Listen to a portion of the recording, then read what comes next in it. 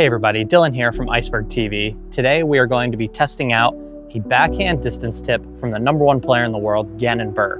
Now Gannon just uploaded a video where he went over 5 different things you can do to instantly add distance to your backhand. All right, first thing we're going to talk about is going to be the lower body, specifically the back leg.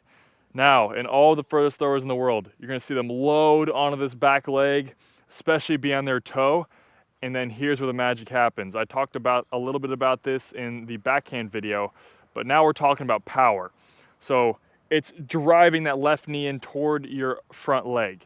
So for me, it's my left knee into my right leg, like that. You can kind of see it starts to activate my hips. Step 2 of this first tip is going to be throwing the hips. So it's going to be the left knee is going to come in when you hit your max peak reach back before your upper body goes, and then you're also going to take this right hip and throw it back, and the left hip and throw it forward. So it's less about like spinning like this and more about throwing this hip back and straightening that leg out and then having the left hip come forward. So it's going to look like this: knee in and then throw the hips like that. Now, I'm 32 and this 32-year-old brain can only process one form change at a time. So the thing we are going to be talking about is the left leg. And when Gannon is in this position, he's getting ready to like brace and go into the throw, he very intentionally collapses this left leg in, and that sort of initiates the whole process of the throw. So he does his walk up, he plants, the left knee goes in, that gets the hips going, and then you throw the shot. So I do want to give it a few tries today and see how it works. This is a cue that I haven't really thought about much or tried much in the past. So yeah, let's give it a few tries here and see how it feels. I haven't thrown much in the last few days, so this will be a good thing to try.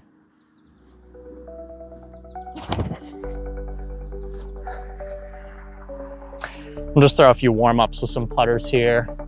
Try and really focus on like getting this leg in and then let sort of the rest of the throw. I'll try and let it happen as naturally as possible.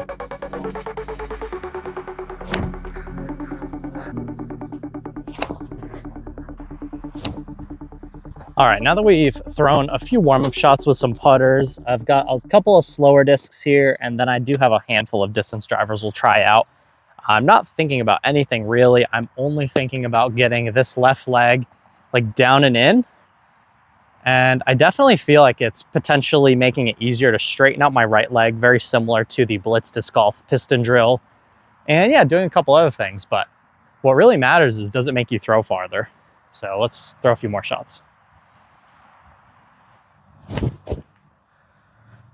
That's a nice little truth, a little mid-range.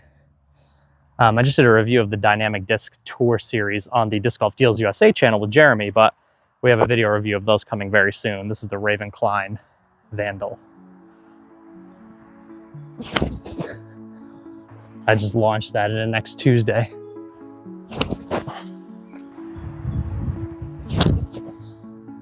It's feeling pretty good. It's feeling pretty darn good.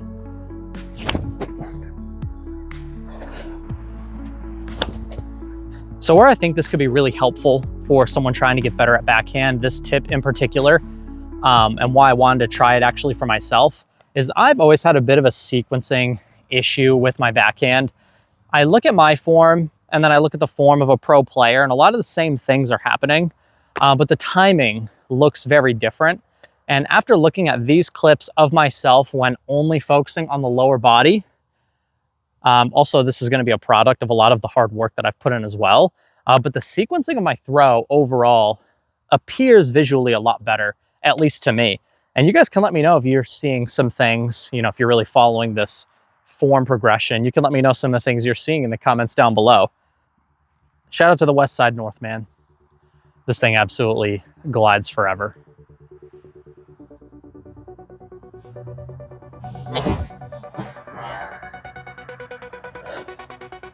I definitely feel like Gannon's onto something, because I just threw it over the tee pad over there, which I haven't done in a long time, ever since I started making a lot of these form changes. I feel like this tip kind of got me my hip to shoulder separation back. So I feel like I'm really like launching them right now.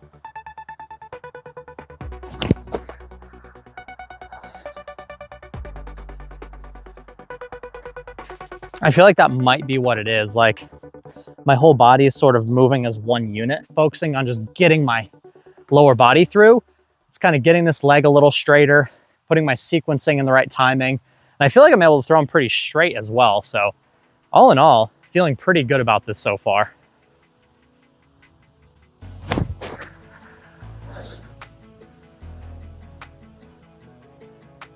Very nice.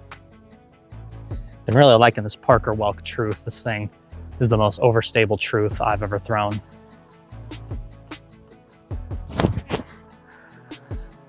If you need a beefy truth, that is the one, folks. Look at that thing swing to the left. Got a couple other distance drivers here, but I feel like as far as our video goes for today, I feel like I've kind of gotten the point across. I feel like this is a good thing to try, especially if you feel like you have sequencing issues with your throw.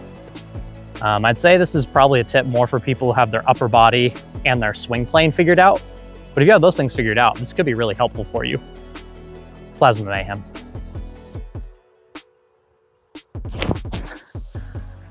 This feels really great.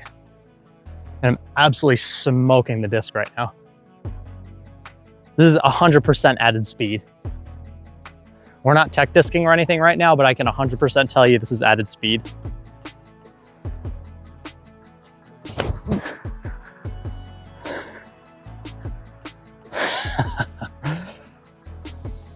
Gannon Burr, you might be onto something, buddy.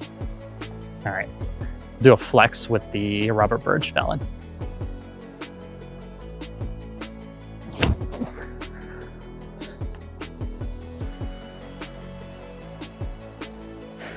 We'll go one last shot with the old Climo Skyway here. Been loving this driver. And if you guys want to see me try another tip from the Gannon Burr video where we went over 5 different things, let me know in the comments down below.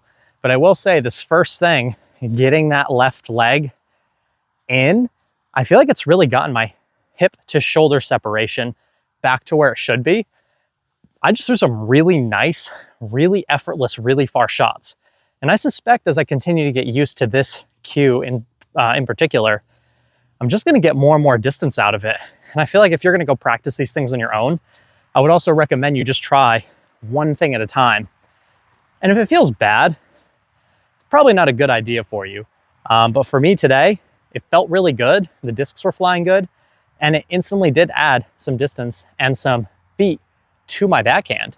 So thanks for the tip, Gannon Burr. If you want to see me try another tip from his video, let me know in the comments down below. Disc Golf Deals USA, use my link in the description below to save 10%. Stay humble, live with gratitude. I'll catch you in the next one, and take care.